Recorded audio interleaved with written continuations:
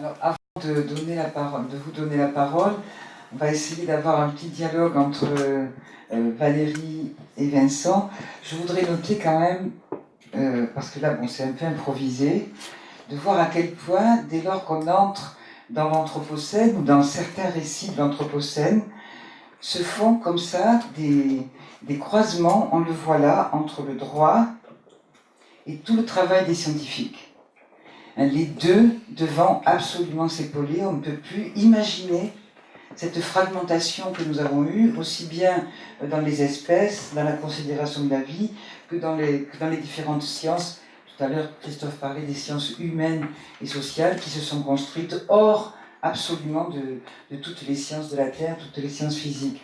Alors, donc ça, c'est la richesse aussi d'une approche à partir de l'Anthropocène. Alors, j'ai deux questions. Puisque j'ai bien lu vos livres, j'aimerais que nous revenions sur ce que tu vas développer par la suite, ce que tu as développé et qui est ou n'est pas dans le livre de Vincent, et j'aimerais bien avoir ton avis. C'est la question d'un droit de la terre, puisqu'aujourd'hui, c'est aussi ça qui est discuté dans le cadre des Nations Unies suite à certaines propositions qui ont été faites. Et Valérie, tu n'y es pas tout à fait étrangère. Donc, un droit de la nature. Il ne s'agit pas simplement de droits humains, donc des droits de la nature. Est-ce que la nature peut être un sujet de droit? C'est ça la question. Est-ce que ce serait une issue pour lutter contre l'écocide en cours? Donc, droit de la nature, ou bien droit pour la nature, ou bien droit de l'environnement. Alors, Vincent, dans la partie de ton livre qui est plus consacrée à ce que tu appelles une approche soit éthique ou soit une approche liée à l'écologie politique de la biodiversité et donc de la vie, tu abordes la question du droit environnemental, mais tu ne vas pas sur le terrain du droit de la terre ou du droit ou du droit de la nature ou du droit pour la nature. Donc j'aimerais savoir quelle est ton approche vis-à-vis de ça. Est-ce que par rapport à la crise de la biodiversité, cette approche par le droit de la nature pour la nature, pourrait être un moyen, un outil pour repenser et lutter contre cette perte de biodiversité? Oui, c'est une excellente question. Peut-être qu'une façon d'essayer de l'approcher, c'est de voir que ce qui peut-être est directement reliable entre la notion d'écocide et la notion d'écologie, c'est cette racine oikos, qui effectivement, tu dis, correspond à la maison, c'est vraiment ça, c'est le domaine. Et en fait, c'est une notion, on a du mal à traduire parce qu'elle vient du grec oikos, et c'est le domaine, la maison, mais qui correspond, et c'est pas pour rien que Haeckel, donc le premier qui propose la notion d'écologie en 1866, choisit ça précisément. C'est le domaine qui correspond le domaine physique, les habitants et leur mode d'habiter. C'est une notion finalement assez profonde et extrêmement riche. Dans l'Odyssée, Homère parle de l'oikos que Ulysse veut rejoindre pour désigner l'ensemble de ce complexe des habitants, de la maison et du mode d'habiter.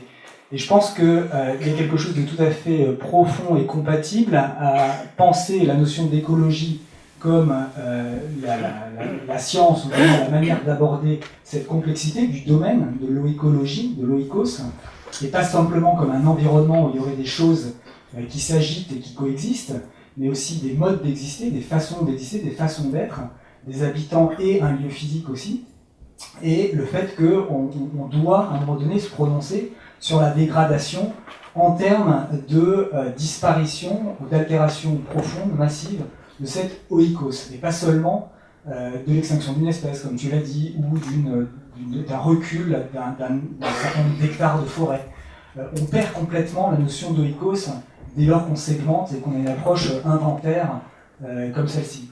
Donc, à mon avis, il y a tout à fait une compatibilité, à condition, comme tu l'as dit aussi, d'être un peu en rupture avec ce dont on dispose aujourd'hui, à mon avis, en termes de législation environnementale, qui ont été qui a été jusqu'ici une façon d'accompagner un modèle dominant précisément construit sur le mode du listing, de l'inventaire, et non pas celui du lien, mais plutôt de la segmentation et de la séparation. Donc je pense que le chantier qui s'ouvre, c'est de vraiment réinvestir cette notion d'oikos avec tout ce qu'elle a comme épaisseur, mais aussi de montrer les limites que ce droit de l'environnement a constamment entretenu, soit en faisant des pétitions de principe où il faudrait qu'on ait des très très belles phrases, des paragraphes extraordinaires, plein de promesses sur la qualité environnementale, etc. Mais fondamentalement, il y a un rendez-vous manqué avec une pensée fondamentalement écologique. Alors je vais être un peu plus longue.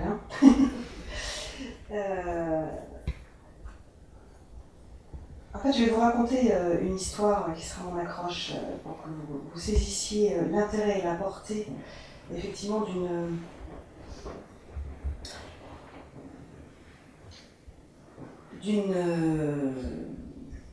d'un changement de rapport, en fait, aux autres êtres vivants à partir du moment, quand je dis être vivant, je le dis presque comme une population autochtone pourrait le dire, qui considère que tout est animé. Tu disais, à un moment donné, on parle même des pierres, le monde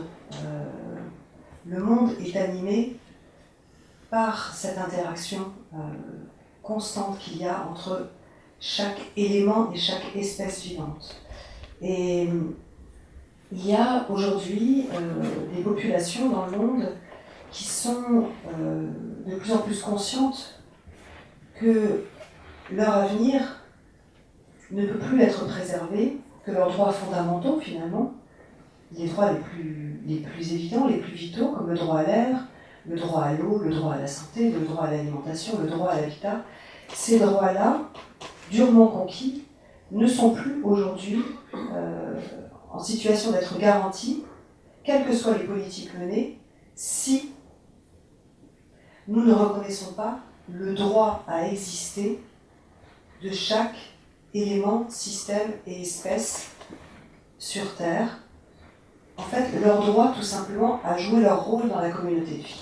C'est ce que Thomas Berry explique, qui est un des fondateurs de l'écologie profonde, et de la jurisprudence de la Terre, et qui nous explique cela très bien, en considérant qu'il nous faut aujourd'hui permettre à chaque élément de la vie de jouer son rôle pour maintenir la vie telle que nous la connaissons.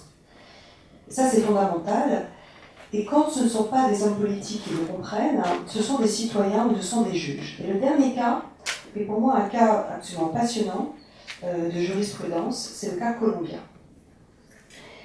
En avril 2018, la Cour suprême colombienne a été saisie par 25 jeunes âgés de 7 à 26 ans environ, qui lui ont demandé de faire stopper le déboisement de l'Amazonie colombienne qui avait quasiment doublé, en tout cas était monté de 40% entre 2015 et 2016, en expliquant aux juges que ce déboisement allait aggraver le changement climatique local et mondial et que donc il constituait une menace à leur droit à la vie, à leur droit à la liberté, à leur droit à un environnement sain, et de façon générale, à leur droit en tant que génération future.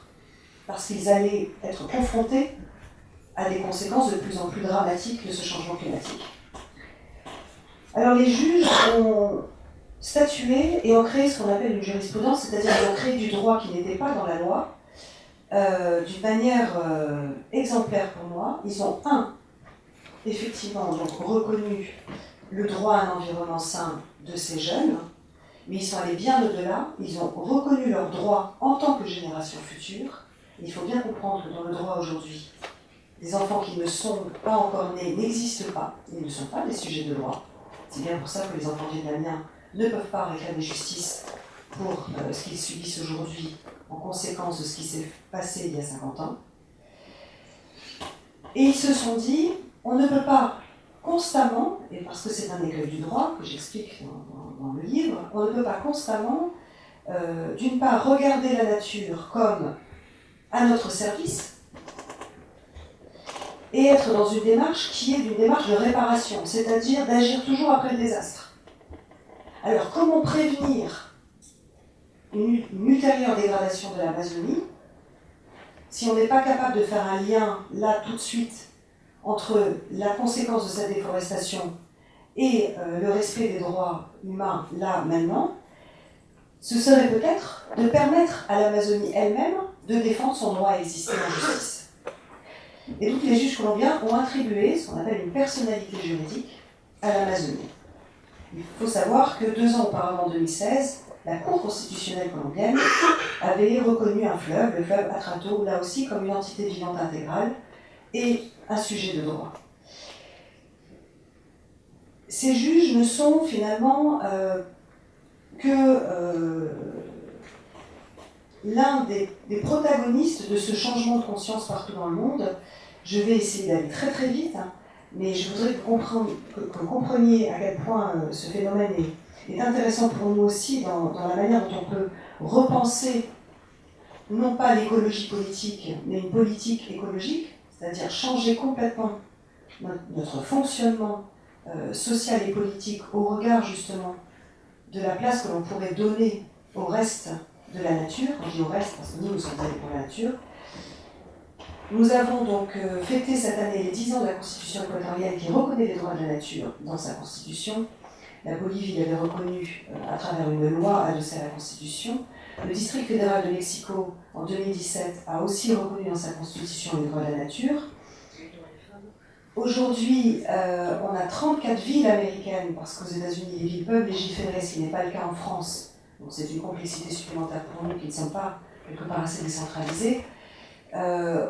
On légiférait sur les droits de la nature et ont pu faire stopper des projets de fracturation hydraulique, de captage d'eau, de projets industriels relâchant des coûts toxiques à la limite des villes, etc. Et puis les entités ont été reconnues comme vivantes, des entités naturelles, en Nouvelle-Zélande, à la demande des Maoris, en Australie, à la demande des Wurundjeri, qui est un peuple aborigène d'Australie du Sud, et en Inde, les politiques n'étant pas assez actifs pour lutter contre le changement climatique ou la pollution, par exemple, du Gange, là aussi, ce sont des juges, comme en Colombie, qui ont créé du droit en reconnaissant, je pense d'abord à l'État d'Uttarakhand, dans le nord de l'Inde, le Gange et son affluent la Yamuna comme des entités juridiques qui pourront défendre leur intérêt à exister en justice, des glaciers, le Yamunotri, le Gangotri, puis tous les écosystèmes himalayens, et puis dernièrement, le règne animal. Et les Colombiens ont fait la même chose avec les abeilles, reconnaissant aux abeilles le droit d'exister et d'être défendues en justice. Et c'est très intéressant parce que les juges aujourd'hui comprennent que quand les politiques n'agissent pas suffisamment, ils ont ce pouvoir de créer une jurisprudence et de modifier le droit. Et pour cela, il faut les saisir. Il faut les saisir, et en France, on a effectivement décidé, comme ça s'est passé pour 1000 autres cas dans le monde, vous n'êtes peut-être pas au courant, mais par exemple en ce qui concerne le climat, il y a plus de 1000 cas aujourd'hui de recours climatique dans le monde, où les populations saisissent la justice pour rappeler aux États leurs obligations de les protéger et de lutter efficacement contre le changement climatique. La France, à travers l'affaire du siècle, qui effectivement a été initiée par les équipes de juristes de notre affaire à tous dès 2015, donc à la veille de la COP21, après d'ailleurs qu'on a écrit Crime climatique stop, hein, c'est un autre livre dans lequel on aborde ce sujet-là, si vous le verrez, je parle déjà des recours climat à cette époque-là. On est vraiment dans cette situation, d'une part, d'ouvrir cette brèche progressivement, de reconnaître les droits de la nature, à travers déjà le fait de pouvoir permettre de poser la responsabilité de l'État par rapport à une problématique qui est globale, dont la responsabilité peut paraître diffuse, mais où, en fait, chaque nation a l'obligation d'agir à son niveau pour l'intérêt général. Et parallèlement, se mène aussi une stratégie sur le terrain pour commencer à réfléchir, à reconnaître la personnalité juridique de grandes rivières en France, soit parce qu'elles sont menacées, comme la Seine, par des grands projets d'urbanisation, et donc il y a des associations qui sont en train de travailler avec moi sur cette notion de personnalité juridique, soit pour protéger des rivières sauvages, parce que l'intérêt de la reconnaissance des droits de la nature, c'est véritablement de pouvoir prévenir de dégâts ultérieurs et donc d'avoir une action, je dirais, qui respecte le principe de précaution de la déclaration de Rio, principe qui aujourd'hui en France est menacé par ce fameux principe d'innovation, c'est-à-dire où l'économie prime toujours, au final, sur les droits humains et ceux de la nature. Voilà. Alors j'ai une dernière petite question avant de faire circuler le micro, peut-être un peu par rapport à ce que tu viens de dire Valérie, peut-être un peu plus adressé à Vincent qui dans son livre retravaille sur cette notion de nature dont certains ont proclamé sans doute trop rapidement qu'elle était morte et ma foi bon débarras puisque ce grand dualisme entre nature et culture était à l'origine de toutes les dégradations que nous pouvons avoir aujourd'hui. Et donc, dans ton livre, tu affirmes, tu étudies beaucoup la notion de sauvage, la biodiversité sauvage, et la nécessité de préserver la part sauvage, en tout cas c'est ainsi que je l'ai compris, la part sauvage de la nature. Donc, le fait de autant légiférer sur les rivières, et le fait de faire de ces éléments de la nature en relation des sujets juridiques, est-ce que justement on ne reproduit pas la parcellisation que nous avons dénoncée tout à l'heure, d'une part, et d'autre part, est-ce que ça ne peut pas mettre en cause justement cette nécessaire protection d'une part sauvage du monde, une part sauvage de la nature? C'est-à-dire, est-ce que le fait de légiférer, même si c'est un droit de la nature, n'est pas une forme d'impact, encore d'impact humain, sur cette part sauvage de la nature? Une autre question qu'on doit se poser, qu'on peut se poser pour essayer de faire la part de ce qui est de l'ordre du piège ou de ce qui est de l'ordre du vrai projet un petit peu de transformation des choses, c'est à qui ça profite. Cui bono, c'est pourquoi faire et pour qui. Il me semble que dans des agendas comme ça, qui pointent du doigt des transformations fortes dans la reconnaissance d'une personnalité juridique, des éléments naturels, il y a quelque chose de fort, de profond, qui est absolument à encourager, parce que l'agenda dont il est question est précisément en perpendicularité avec l'agenda en place qui instrumentalise, domine, segmente, dont on a parlé. Donc c'est ça la question, c'est pourquoi faire et à qui ça profite. Donc plus que la question du global en tant que tel qui serait à pointer du doigt comme problématique, c'est pour quel agenda et quelle rationalité gouvernementale, pour employer un terme technique, quel mode de gouvernance. Est-ce que c'est toujours, encore une fois, pour maintenir une forme de domination de la nature et d'emprise telle qu'on l'a construite, blindée, et pour perdurer cet agenda en place, ou est-ce que c'est pour dessiner, disons, un autre agenda auquel on peut se raccrocher? Il y a déjà eu des mécanismes un petit peu comme ça, dans les années 80 justement, où la notion de biodiversité est venue avec une forme de nouvelle définition de la notion de propriété intellectuelle, de propriété du vivant, notamment avec tout ce qui concernait les ressources génétiques.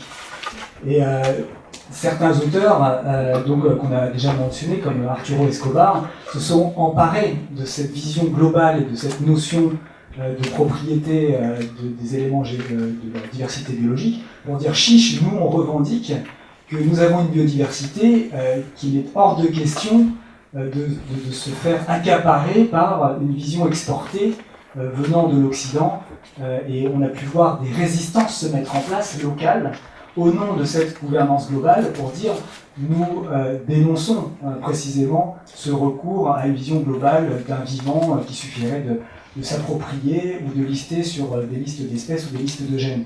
Donc à chaque fois qu'il y a une volonté de globalisation ou d'uniformisation, on voit émerger des résistances, et c'est peut-être dans les résistances qu'il y a quelque chose d'intéressant à donner, plus de voix, plus de poids, plus de visibilité, et que de ce point de vue-là, là encore, il y a un projet de recherche, il y a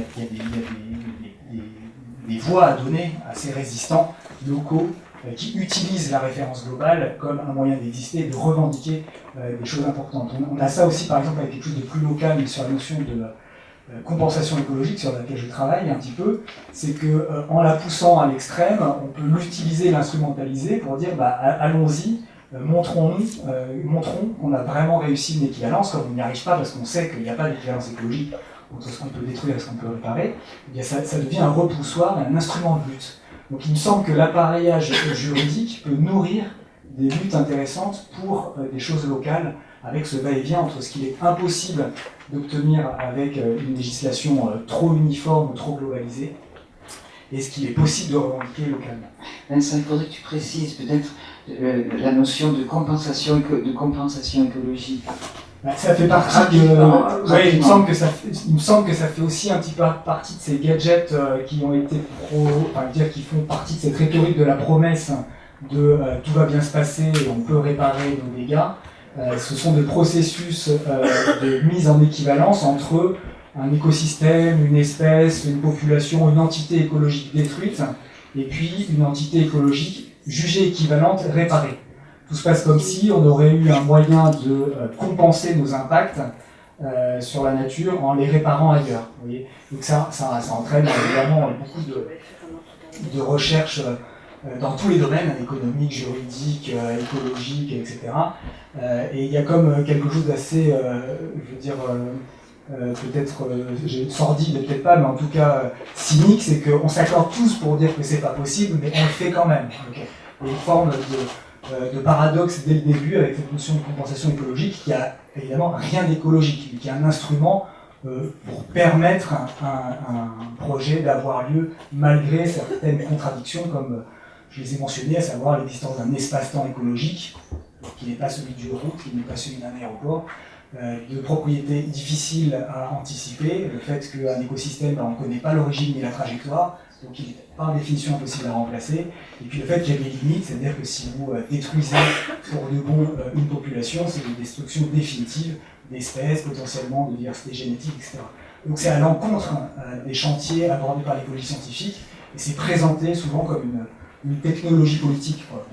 Alors cette notion de compensation écologique a pu être utilisée par des gens localement pour lutter précisément en montrant que si on va jusqu'au bout, il faut aller toujours plus loin, parce que la compensation écologique n'est pas possible. C'est ce qu'ont fait d'ailleurs les naturalistes en lutte à Notre-Dame-des-Landes, puisqu'il y avait eu l'évaluation biodiversité qui avait été faite par Vinci.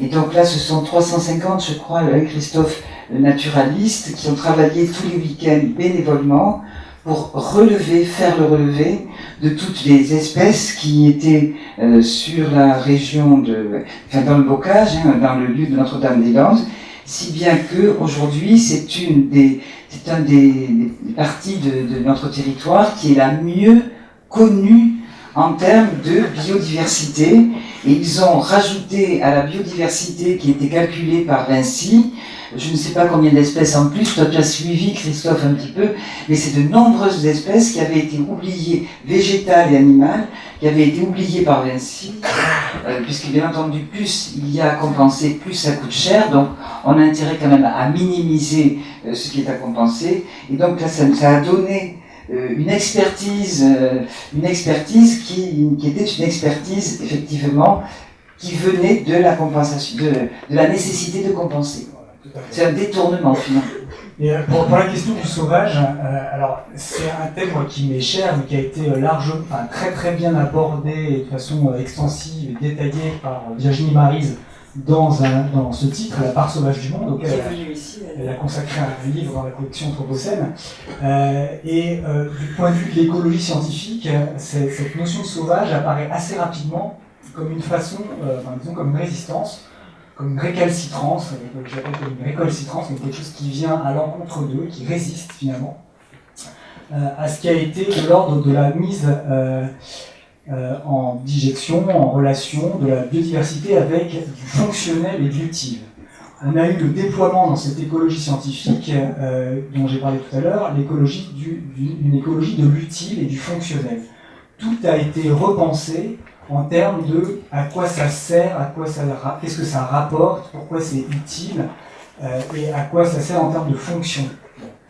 Et finalement, la notion de sauvage, eh bien, elle pose problème parce qu'on a du mal à lui attribuer une étiquette fonctionnelle, utile, ou qu'est-ce que ça rapporte, et ça vient résister à cette tentative d'arraisonnement ou de mise en fonctionnalisation de la biodiversité systématiquement.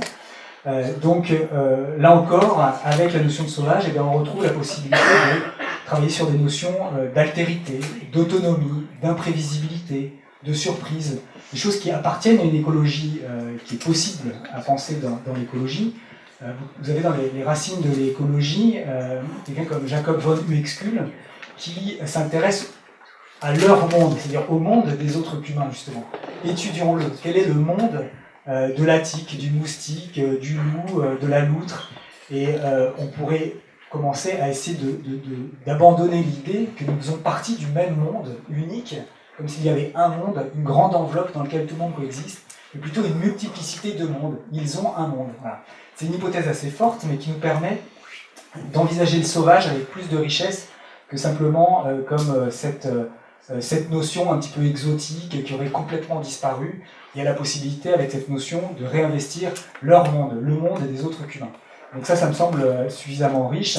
On a des exemples en France, alors qu'on pourrait imaginer qu'il n'y a plus de sauvages, eh bien, à mon avis, de précisément cette récalcitrance, cette résistance. Moi, j'appelle ça la nature qui déborde, dans le sens où elle s'affranchit des bords ou des limites qu'on lui assigne.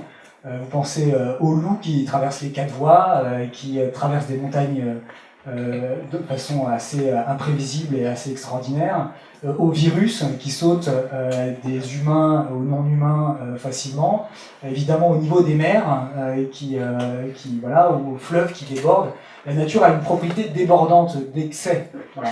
C'est aussi ça, cette part sauvage, c'est-à-dire une façon de rappeler que la façon de mettre la nature à sa place dans cet espace-temps humain, eh bien, systématiquement bousculé ou bouleversé par cette dimension sauvage qui n'a pas fini d'être là, mais qui au contraire je veux dire, c'est le moment de la réinvestir. Donc avec Virginie Maryse, on pense plutôt que plus que la notion de contrôle, d'arrogance ou de maîtrise systématique, c'est plutôt aussi la notion de retrait, hein, de contemplation, de respect, qui est intéressant d'investir. Pour une anecdote, par exemple, j'aime bien citer ces conséquences de la tempête Xynthia, où on avait décrété à cet endroit-là, on a une belle leçon de la nature qui déborde, il y a quelque chose d'imprévisible, on arrête les activités humaines, on ne construit plus. On pourrait faire la même réflexion sur toutes ces zones inondables qui systématiquement sont des drames économiques, humains, dès lors que le lit des rivières déborde.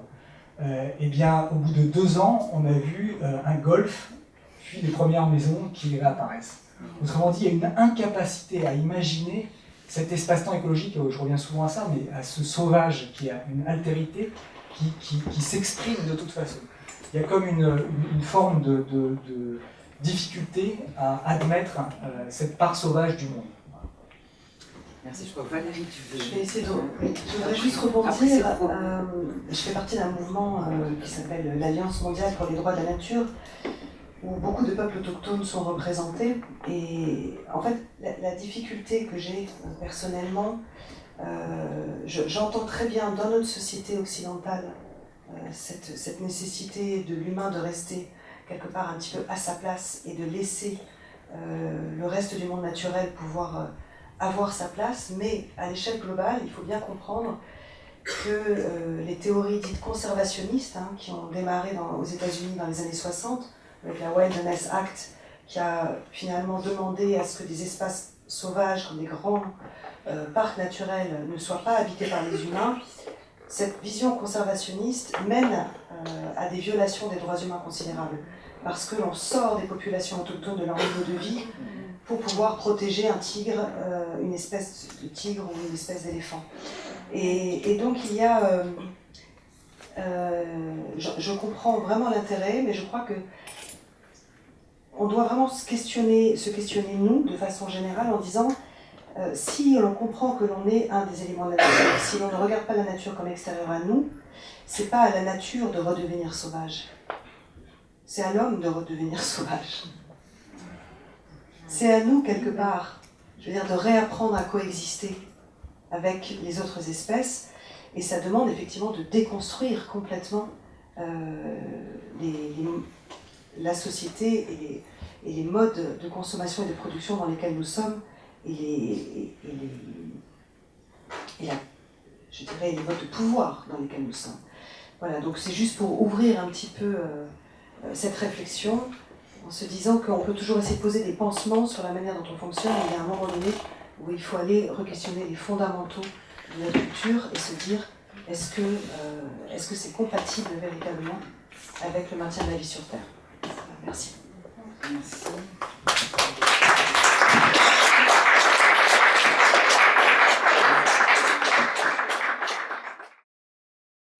À partir du moment où on ne permet pas aux espaces naturels d'être suffisamment grands pour accueillir les populations, par exemple, de loups, on se retrouve avec une rivalité entre les loups et les élevages. Et donc il ne s'agit pas d'opposer les uns contre les autres, mais de changer complètement notre système de manière à laisser plus que des corridors pour que les loups, par exemple, puissent circuler. Il leur faut des espaces suffisamment grands. Je peux vous parler d'un exemple très concret, c'est le cratère de Ngorongoro au Kenya, en Tanzanie, où je suis allée, et où il y a vraiment toutes les espèces animales sauvages possibles dans ce cratère, dont les Big Five, l'éléphant, la girafe, le rhinocéros, le lion et l'hippopotame, et vivent au milieu de ces animaux les Maasai. Et les Maasai vivent avec leurs chèvres, vivent avec leurs vaches, et au milieu des troupeaux de vaches, vous avez des autruches, vous avez des zèbres, vous avez des girafes. Et c'est absolument extraordinaire à voir parce que justement il y a assez d'espace pour tout le monde. Et parce qu'en fait, même les animaux domestiqués ont un rôle pour préserver les animaux sauvages. Les vaches vont couper l'herbe qui va permettre à des animaux qui sont, par exemple, comme les zèbres, les autruches ou les antilopes chassés, d'être mieux protégés des prédateurs qui ne peuvent pas se cacher dans les hautes herbes pour les attaquer. Et c'est juste quand on voit ces peuples, comment ils fonctionnent, on se rend compte que véritablement, je sais bien qu'on est très nombreux et qu'on occupe énormément d'espace en Occident, mais on doit, en réintégrant finalement à travers des expériences territoriales, une autonomie alimentaire, des circuits courts, une agriculture relocalisée, biologique, on pourrait avoir beaucoup moins d'impact sur la nature et laisser effectivement la nature jouer son rôle écosystémique pour tous.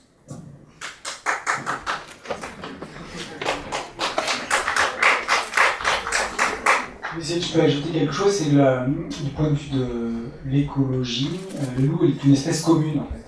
C'est-à-dire que le loup est une espèce commune jusqu'aux alentours de l'an 1000, il y en avait en forêt aux alentours de Paris, etc.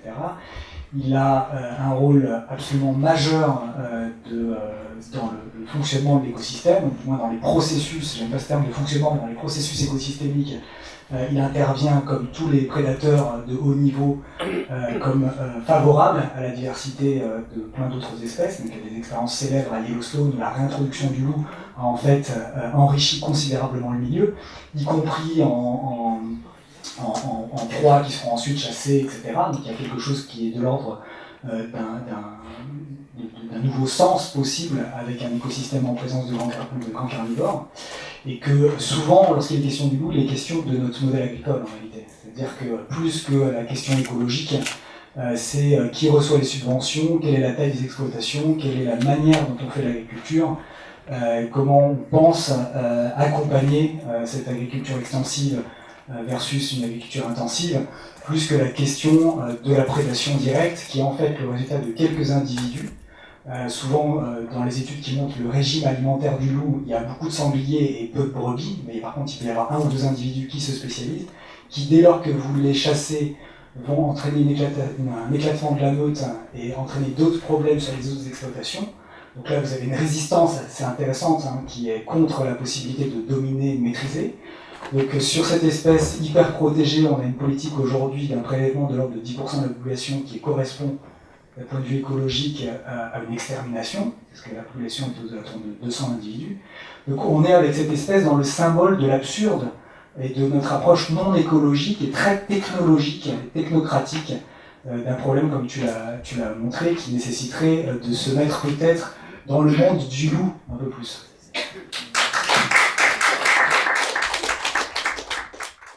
Véritablement, le lobby agro-industriel qui détruit depuis plusieurs années donc la forêt amazonienne en cultivant du soja OGM, en cultivant de la canne à sucre et en mettant du bétail qui sera en fait le bœuf que vous allez probablement consommer en France. Et si ce n'est pas ce bœuf que vous allez consommer du bœuf français qui sera nourri par des tourteaux OGM d'Amazonie. Et ces grands propriétaires terriens ont réussi à prendre la main du Sénat, puis ensuite à devenir pour beaucoup ministres, et puis aujourd'hui ont trouvé leur président. Et ce président a décidé effectivement quasiment d'annoncer le génocide du reste des populations amazoniennes si elles s'opposaient à l'avancée des propriétaires terriens. Et là, on se retrouve de nouveau face à l'écueil du droit, comme j'avais pu le constater avec le barrage de Belo Monte, où j'avais écrit des rapports à la Commission des droits de l'homme de l'ONU, où il y avait eu 2 rapports de l'ONU qui condamnaient ce qui se passait en Amazonie. Il y a eu aussi, je me souviens, une décision de la Commission interaméricaine des droits de l'homme. La Cour suprême même brésilienne avait considéré que ce projet était illégal. Et là, on se retrouve coincé, en fait, par les écueils du droit international. L'écueil principal, c'est tout simplement le principe de souveraineté nationale. Le principe de souveraineté nationale qui s'impose au-delà, finalement, de la plupart des contraintes posées par les traités internationaux et qui fait qu'un État, un président, un type comme Trump peut sortir de l'accord de Paris ou Bolsonaro s'attaquer aux populations indiennes sans qu'on puisse envoyer effectivement une justice, je dirais manu militari, une justice venir les chercher. D'où l'intérêt effectivement de la création de la Cour pénale internationale qui permet de poser une compétence universelle et donc de pouvoir saisir la justice en tant que même que citoyen simplement, pour demander effectivement la reconnaissance d'un crime contre l'humanité ou d'un crime de génocide. Mais le problème là, c'est comme pour le droit de l'environnement, c'est qu'on ne peut agir qu'après coup. Alors est-ce qu'il faut attendre que Bolsonaro ait tué les populations indiennes pour pouvoir aller saisir la Cour? C'est un problème. Et je reviens sur le crime d'écocide. L'intérêt de la reconnaissance du crime d'écocide, c'est de dire que quand on détruit finalement des écosystèmes et qu'on détruit des conditions de vie de populations humaines et non humaines, alors on commet un crime d'écocide. Et dans la définition du crime d'écocide, il est prévu une protection spéciale pour les populations autochtones, et il est surtout prévu que le juge puisse poser des mesures conservatoires, c'est-à-dire d'arrêter des projets avant qu'ils aient lieu et de stopper les dirigeants au moment où ils prennent des décisions qui deviennent dangereuses. Et c'est vraiment pour ça que je continue désespérément ce plaidoyer, et je pense qu'un jour il aboutira. Malheureusement, il faudra quelques catastrophes pour que le droit change là-dessus. Alors, il y a une lecture possible de la succession des conférences des partis et des grandes conférences qu'on appelle aussi les sommets de la Terre depuis 1972, avec conférence de Stockholm qui commence d'ailleurs, qui s'intitule Conférence pour l'environnement humain. C'est qu'on assiste à une consolidation de quelque chose en place et qui n'a aucune vertu à produire des textes susceptibles de faire changer quoi que ce soit. Le dernier c'était Rio plus 20, donc 20 ans après Rio. On est sorti là en disant c'était la green economy qui était censée porter la transition. Pareil pour les COP climatiques, on les voit se succéder avec des accords qui sont soi-disant contraignants, mais en fait on ne se rend compte que pas. Donc il y a comme une lecture possible en dispositif de maintien d'un ordre en place, d'un pouvoir en place, qui ne permet de faire qu'une chose, c'est de ne rien permettre. Le problème, c'est que si on voit cette forme de stratégie sans véritable stratège, il y aurait une forme de dispositif international comme ça qui s'autonomise et qui nous fige un petit peu. c'est que la notion de stratégiste, donc de stratège vraiment qui a du pouvoir comme un Bolsonaro, pointe du doigt le fait qu'il y a vraiment des individus uniques qui ont un poids, un pouvoir colossal. Donc il y en a d'autres, hein. Trump il a fait quand même quelque chose d'assez unique dans le domaine politique en venant afficher un climato-scepticisme de façon quasi ostentatoire.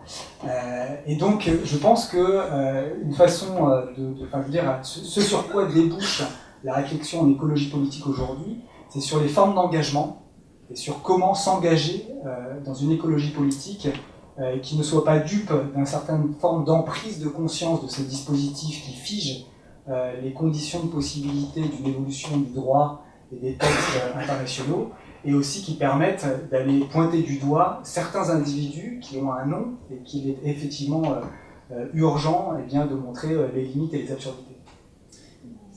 C'est le thème de la prochaine table ronde.